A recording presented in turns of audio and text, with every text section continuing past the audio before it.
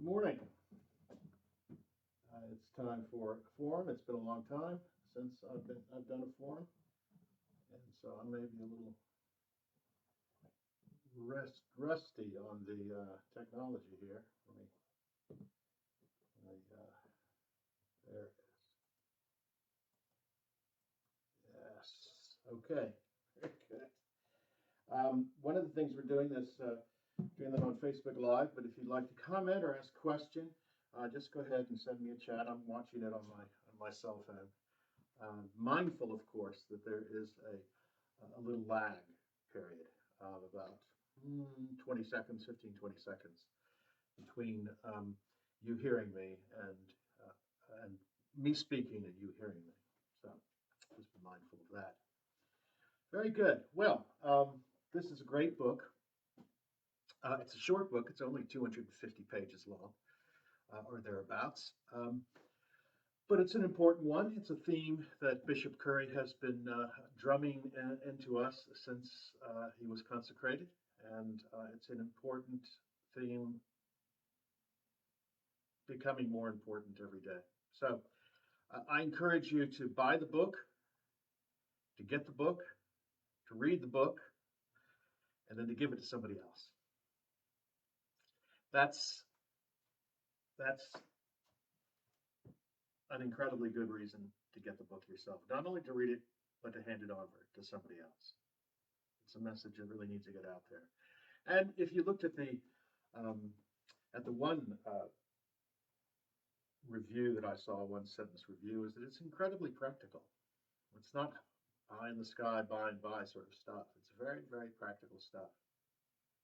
So what we'll do is we'll cover a couple of chapters a Sunday, and I hope just to provoke some thoughts in yourself, because it certainly has provoked thoughts in me. So let's get to it.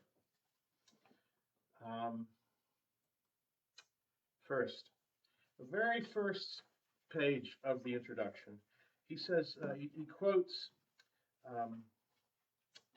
Frederick Buechner. Frederick Buechner is Presbyterian. He wrote a lot of nice little books. And he says, listen to your life. Listen to your life. See it for the fathomless mystery that it is. In the burden of pain of it, no less than in the excitement and gladness. Touch, taste, smell your way to the holy and hidden heart of it. I think that's one of the messages here in this book, is that Bishop Curry really talks a lot about himself. So if you wanted to know about where he came from and what his background is, you're going to find out that a lot in this book. But I think that tells us also that the holy is already in us. The holy is already in us. We don't have to go someplace else to find it. The discovery of God is when we start looking at our life and begin to discover places where God has been and still is. And perhaps where God wants to be a little bit more. He talks a lot about his background in this book. It is an African-American background. It's a black background. So it comes with all of the challenges that is. One side of his family from North Carolina, the other side of his family from Alabama, and migrating north. Growing up, oddly enough, in Buffalo, upstate New York, in an Episcopal church. Listen to your life. And one of the first things he says, is something for us to reflect on, is that we have a choice. We can have either chaos or community, and the key is love. We can look at our own family situations where there has been a loss of love or a lack of love, and we can see what kind of chaos that has brought into our lives. Plenty of room, plenty good room in my Father's kingdom. One thing he tells a wonderful story about being an Episcopal priest's son and running off and discovering a community of that were doing a revival, Baptist or Pentecostal, I think, and coming back and sort of snickering about it. And his grandmother saying, "Don't do that. Don't laugh at anybody else's religion." I think that's that's an incredible message. You respect the Lord, she says, however he comes. It's a great sense of humility when it comes to love. Next part of the book are the questions. This is how we're just in the introductory part, but every chapter has a question attached to it. And let me just read them off really, just sort of in quick order. What is love? How do I find God's love? Those are the two questions we're going to look at today. What is love? How do I find God's love? Third one, how do I find the energy to keep loving when the world seems to be going the other way? Can love really change the world? Won't loving everybody make me a doormat? Incredibly important question. I'm just a regular person. So how can my love have an impact? I'm told to love my neighbor, but who is my neighbor? An old question that still needs to be answered by each one of us. What if love reveals me to be a hypocrite? Yeah. Do I have to love even my enemy?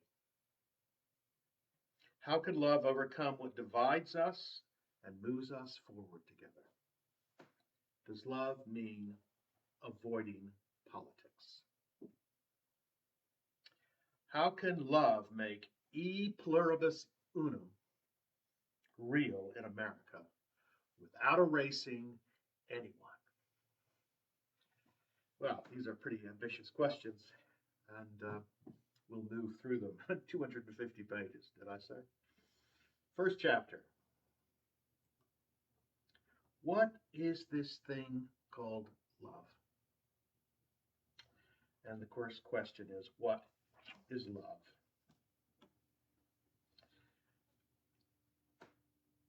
In announcing this forum, I sort of put out to you a question that I ask myself as well, is who in your memory, again, plunging into the wealth and depth of your life, who in your life has loved you? Who has loved you? With such a love that it made a lasting difference in your life. Now, I'm not talking about perfect people. I don't know who those people are, but I haven't met any. People who loved all the time, or people who made no mistakes in their love. I'm just thinking about in my own life, who has loved me? Who's tried to love me? And in that trying has changed my life. That's where we begin to get a definition of what love is, by our experience or lack of experience of it.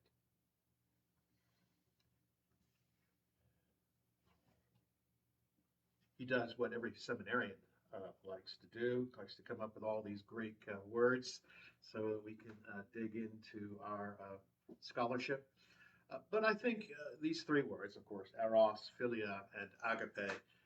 Eros is romantic love or attractive love, desirous love.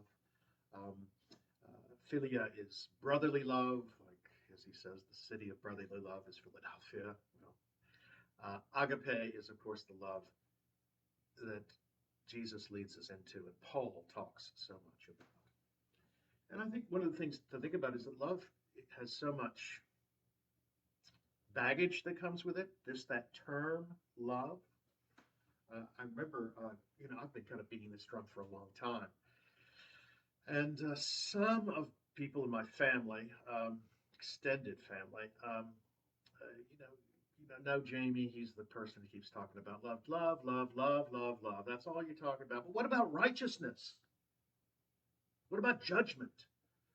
What about, we got to have tougher religion than just this namby-pamby love stuff. I think one of the things I've come to realize is how tough love is. It's a heck of a lot tougher to love somebody than it is to get angry at them. We can get angry at people just like that. But to love people, that takes it to a whole different place. I'm not talking about sentimental love here. I'm not talking about the things that you see on the so much that comes out of the movies or in the media. I'm talking about a really committed direction. This is what Bishop Curry is talking about. A really committed direction in life that holds love up above all things and leads to all those tough questions we just talked about. Love is everywhere, he says. It's outward and it's everywhere. So we're beginning to get a definition of love here. That love is a firm commitment, he says, to act for the well-being of someone other than yourself. There's just a simple definition of love. To act for the well-being of someone other than yourself. And he says it's everywhere. There's no place that love cannot be. It is excluded. If it is the very principle of life, which is what he's getting at in this book, then it is everywhere. Hey Sharon, so glad to see you. Glad you're here, Luann.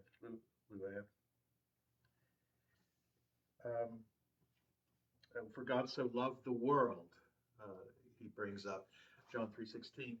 The world, another Greek term, cosmos. It's everything. It's not just geographical. It's everywhere. And this is his particular thing here, is that love is rules for living. That it is the way we live. And he particularly digs out 1 Corinthians 13 here, a familiar passage that we hear and so often in weddings.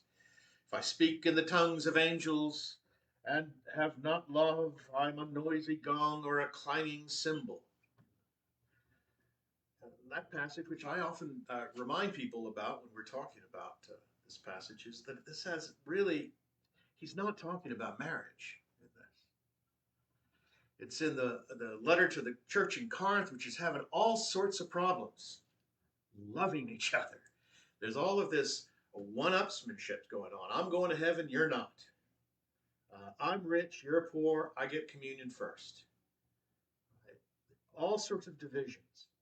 I was baptized by this guy, I was baptized by this guy. My baptism is better than your baptism. And what Paul is saying right in the middle of this, and he's talking about spiritual gifts on either side of this passage, is that the greatest gift is love. It is the thing that drives everything in every community. And if we boil community down to families and marriages, all that sort of stuff, as well as nations, it's love. Rules for living. I was looking at this passage again. And he says, when I was a child, I spoke like a child, I thought like a child, I reasoned like a child. But when I became an adult, I gave up childish ways. I never thought about that passage before. He's talking to the Corinthians who are acting like children. Selfish children. And they've sort of in the development of human beings, children are selfish. They are the center of the world. But maturity is realizing that there's a world around us that's not just at our beck and call, but that we are intimately connected with. So what he's saying here is grow up. Grow up out of selfishness and grow up into love.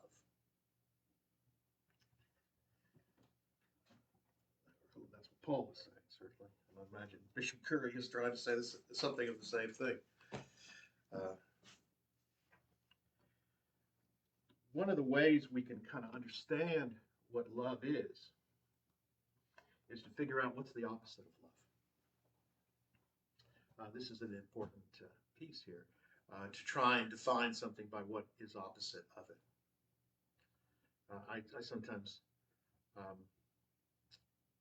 somebody smarter than I am came up with this, but it's what's the opposite of faith? It's not doubt, it's certainty. If we have faith, it's not a matter of being certain, because there's a certain arrogance involved in that. Doubt is not a problem with faith. We should ask questions. The opposite of faith is not trusting God. What is the opposite of love? Hate? Well, no. And I've heard Bishop Curry preach on this before. The opposite of love is selfishness. I remember in that sermon he said, why do we have wars? Why do we have conflict with each other? Well, it's because I want what I want. And for some reason, I'm thinking that you're standing in the way of me getting what I want. Selfishness. Hate, Bishop Curry says, is only the symptom. Selfishness destroys families. And I think if we look a little bit into our own histories of our families, we can see that when we have been selfish, that has been the beginning of conflict and destruction. This is something I was just alluding to. Love turns the world upside down. It is, he calls it fierce. It is a verb, as it's often said. Love is a verb. It requires action. And he goes into several people throughout history who have persevered in love. And as a Black American, he naturally picks up on the oppression of Black folks in this country, and the shining example of people who continued, even through the persecution, continued to espouse the ideal of love and grace. And love is a commitment to seek the good and to work for the good and welfare of others. Whenever we are, it seems to me, conned into thinking about our own selfish goals, when we are persuaded that my welfare is more important than anything else in the world, we have been persuaded of, first of all, an untruth, because we're all connected, and we can see that everywhere. If this virus has demonstrated anything, it's demonstrated how connected we are, whether we like it or not. And this is kind of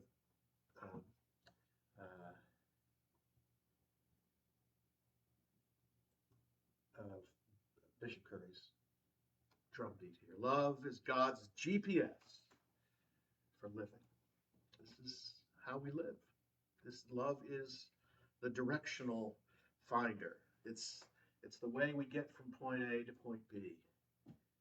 It is the way we live. And he talks about it in the kind of going back to 1 Corinthians 13. Yet faith, hope, and love abide, these three, but the greatest of these is love. That love is the direction that we're going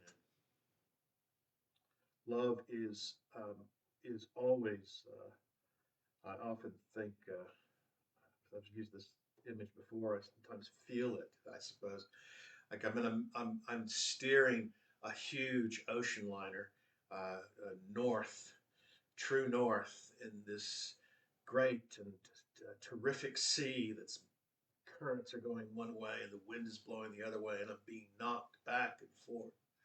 And I'm going to get off course. I'm getting off course this direction, getting off course this direction. But love is trying to correct that course, trying to constantly correct that course.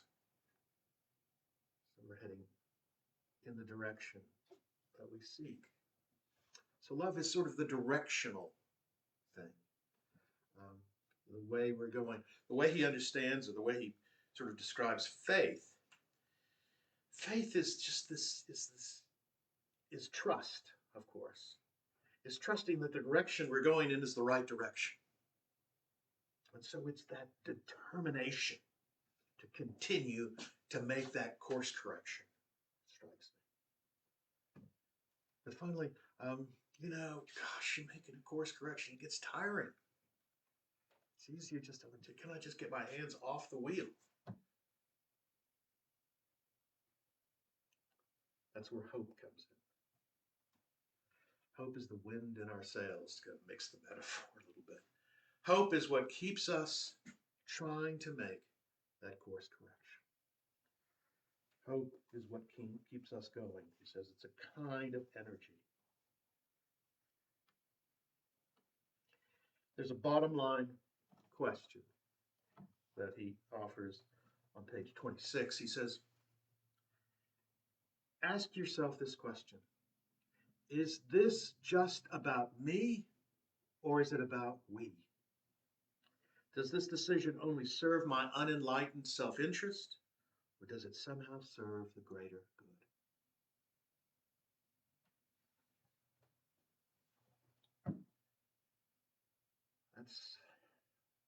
That's a hard question, isn't it? It's a hard question. Especially when we're fearful and anxious and worried. Because we tend to circle the wagons, dig a moat around ourselves to preserve our lives. And it strikes me that that's where hope comes in. Thinking in longer terms. It always struck me about the primitive reaction that we have, in our fight or flight reaction, as opposed to using what God has given us, that long-term perspective on life. What I've often called the balcony view. You need to get that balcony view. And in order to do that, we can move on to chapter 2, and it's how do we find God? Finding that balcony view, finding that larger life is about looking for God. How do I find God's love? And he has an incredibly simple answer. It's kind of a syllogism, as we say, a logical progression. If love is a verb, and then love is something we need to do. We need to go and practice it, and we need to receive it. It's active. And he says, the easiest way, not the only way, but the easiest way to find love is to be in community. What a surprise. He says, community has been my conduit to the safe harbor of God's love my whole life. And this chapter is where you hear so much of the gaps in the story of his own life. And this is one of the most moving to read the story. And I won't even go into what it is. I'm going to tempt you to buy the book. It's a story that's deeply touching, deeply moving, and deeply painful. And if you read a story of somebody else's life, of some of the pain that they've gone through, and you begin to feel a little bit of that pain yourself. Your eyes begin to well up. Brothers and sisters, welcome aboard. You are already part of the community of God's love.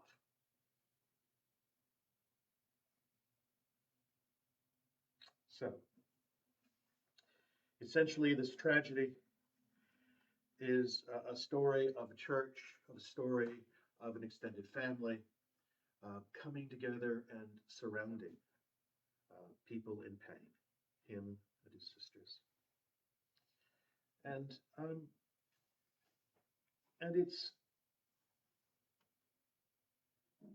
it's a long-term process where people make sacrifices for the sake of other people.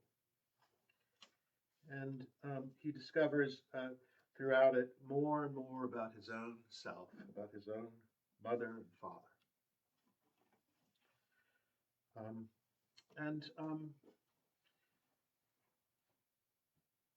And he also discovers the very breadth of God's love, how it is everywhere, as we said at the very beginning, that it only needs to be engaged, to look for.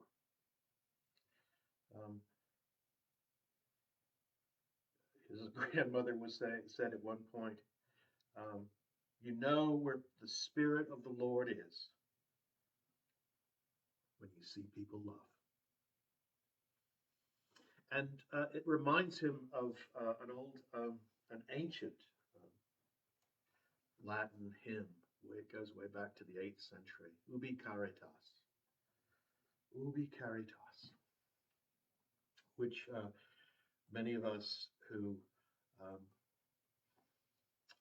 have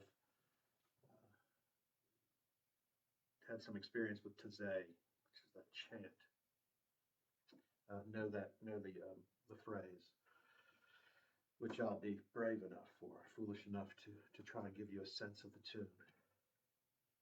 Ubi caritas et amor, ubi caritas Deus ibi est, ubi caritas et amor, ubi caritas Deus ibi est. Where love and charity are, where love and charity, there you will find God. In the ancient church, this was a hymn sung during the washing of feet on Maundy Thursday, where love is the expression outward towards another human being, where love and charity are. There you find God. You want to find God? That's where you'll find God. Final piece in the chapter is an important piece, I think. Rituals of comfort. And that is something of what I just said with Ubi Caritas, especially if you know the Taizé tune. It's something you can carry around with you, like the Lord's Prayer or Psalm 23. These rituals of comfort. Holy Eucharist, which we are not able to have right now, is one reason why we miss it so much, because it's a ritual of comfort. But we've also discovered the daily office, morning and evening prayer.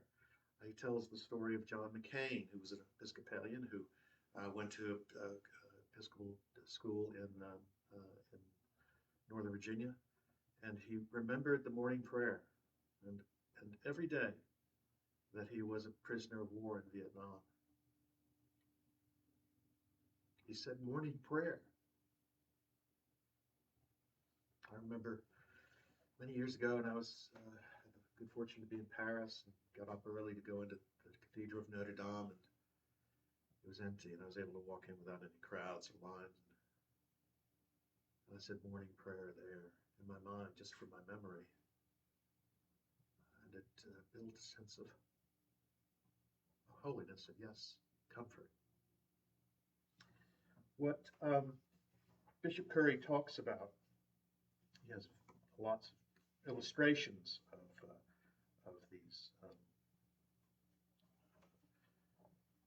of these rituals of comfort. He even mentions Jesus on the cross, that it's no accident or coincidence that he quotes from the Psalms, because that was his prayer book. He knew them by heart. So rituals of comfort, he calls it the scaffolding of faith that makes it stronger. So it's discovering all of these rituals of faith. And at the very end, he says, resting in God's hands, building a community of love is more than going to a house of worship or any place community gathers. To journey to resting in God, is actually active. You have to be willing to ask for help and to receive it when it's offered. It's no easy feat. Love is hard work, but it's also a gift, holding those two things together. To give, when somebody asks you for help, you give it freely. You don't have to be in a faith community to do these things, but it takes a lot more bravery to do it outside of a community of faith. In a community of faith, you're going to get an amen. Just as I said at the very beginning, welcome. If you have pain, if you discover pain, the pain of somebody else, we are already on board together. We are discovering that we are a community.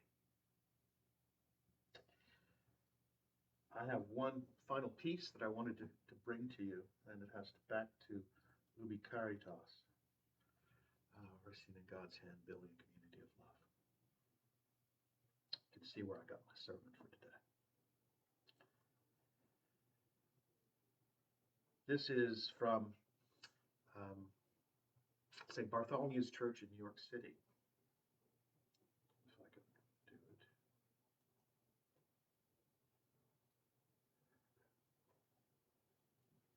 What one church has done with the use of Zoom. I hope you can hear this. If I can turn it up, I will.